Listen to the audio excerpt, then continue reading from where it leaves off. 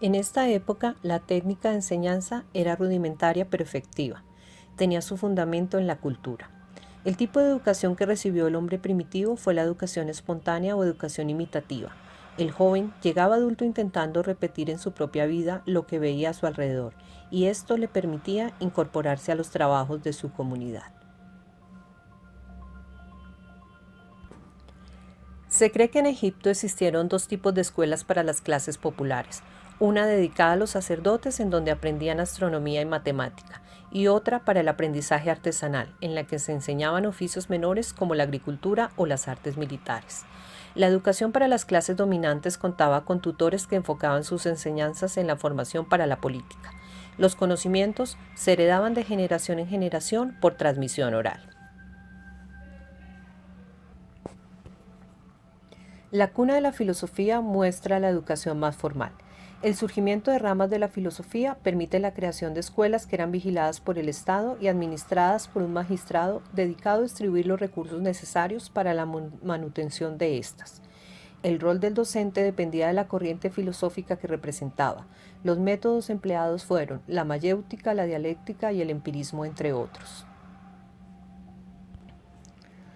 La escolástica es la corriente teológica y filosófica que utilizó parte de la filosofía grecolatina clásica para comprender la revelación religiosa del cristianismo. Con el ánimo de explicar los fundamentos teológicos a partir de la filosofía, se crean escuelas en los monasterios, las cuales permitían integrar los conocimientos con los dogmas de fe. El rol del docente en estas escuelas era de carácter rigorista. Sustituyendo a las escuelas palatinas, monásticas y episcopales, surgen las primeras universidades.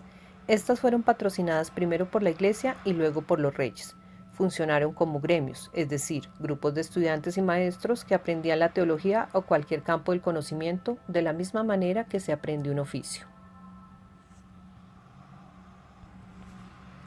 Los mercaderes o burgueses contrataban a maestros para que instruyeran a sus hijos o a ellos mismos en privado, en temas como la lectura, la escritura y el ábaco. Los burgueses querían que sus hijos fueran cultos para que finalmente se dedicaran al negocio familiar, es decir, al comercio. Los docentes formaron organizaciones y regularon la enseñanza a no más de 10 alumnos. La reforma liderada por Martín Lutero y Juan Calvino causó un gran impacto en la educación, pues al poner énfasis en la importancia de la lectura en las lenguas vernáculas, logró que la educación se volviera más democrática. Este acontecimiento permite, junto con el Renacimiento, el planteamiento de un nuevo tipo de educación. Las iglesias protestantes establecieron escuelas en las que se enseñaba a leer, escribir, nociones básicas de aritmética, el catecismo y cultura clásica. Los humanistas comparaban y traducían textos antiguos, los interpretaban y escribían sus propias obras, interpretaciones y traducciones comentadas de los clásicos. Las academias estaban fuera de las universidades. Los encargados de la enseñanza debían formar al hombre en cuanto al hombre y comunicaban a los alumnos un conocimiento íntimo y profundo del clasicismo. Las utopías se acercan a muchos aspectos de la pedagogía actual.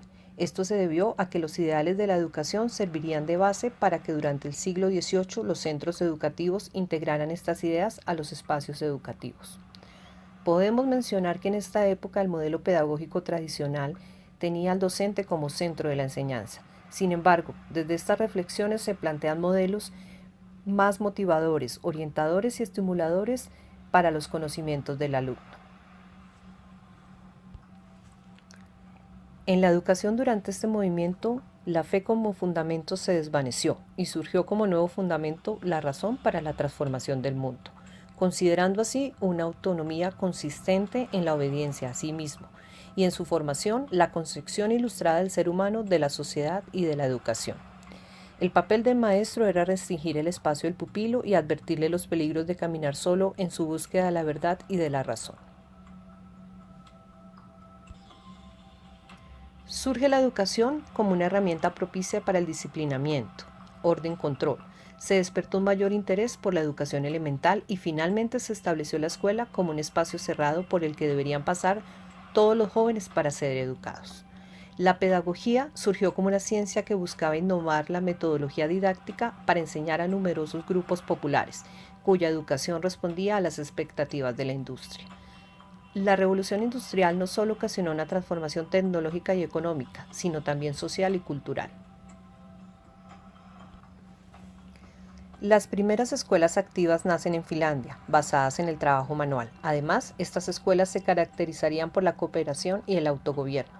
A finales del siglo XIX, en Estados Unidos, John Dewey, máximo teórico de la escuela activa, elabora los principales preceptos de la escuela activa y logra llevarla a la práctica y consolidarse como el sistema de enseñanza estadounidense que luego se extendería a otros países. El maestro tiene la tarea de proporcionar el medio que estimule el interés por el avance en el aprendizaje de los alumnos, y a partir de todo esto se evalúa el progreso y desarrollo de los alumnos de manera global. Con la tercera revolución y con el surgimiento de la tecnología de la educación, se capta más fácilmente la atención de los alumnos y el desarrollo de un pensamiento crítico. Facilita la educación a quienes se encuentran lejos de la institución o la universidad a través de tutorías virtuales y se trabaja con la obtención de libros electrónicos. El docente debe constituirse en un asesor que acompaña al estudiante en el proceso de aprendizaje, un comunicador que tenga conocimientos en comunicación para diseñar materiales que capten la atención del alumno, un diseñador gráfico quien conozca el diseño de pantallas y objetos virtuales interactivos, un moderador quien maneje con autoridad la disciplina de los alumnos y un evaluador a través de rúbricas y bitácoras.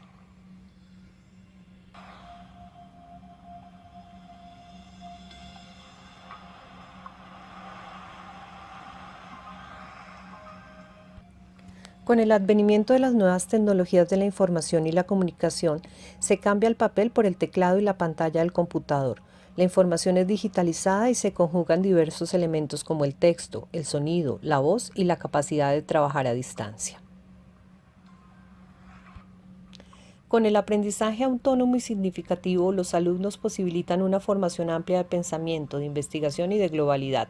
Este último aspecto en el desarrollo de una personalidad crítica, curiosa, ávida de conocer y por ende una mayor participación desde su ciudadanía.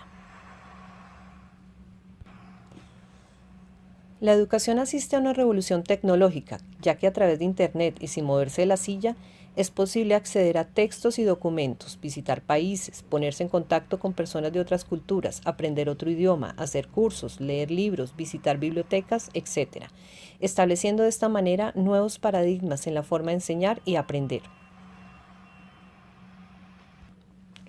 Los docentes tienen la responsabilidad y el compromiso de desarrollar la capacidad de cada uno para atender a sus propias necesidades de aprendizaje. La escuela asume el reto de cultivar habilidades en los alumnos para dirigir su propio aprendizaje, para que éstos tomen mayor conciencia de su forma de aprender y los factores que pueden incidir en este proceso. En resumen, para que aprendan a aprender. Las nuevas tecnologías proporcionan una forma creativa para la puesta en marcha del currículo, del diseño y el desarrollo en el proceso de enseñanza-aprendizaje. Abre caminos en los cuales el gran potencial está en la interacción, en la comunicación y en el acceso a la información. Estas tecnologías ponen a disposición del docente canales de información y comunicación para promover formas distintas de enseñanza.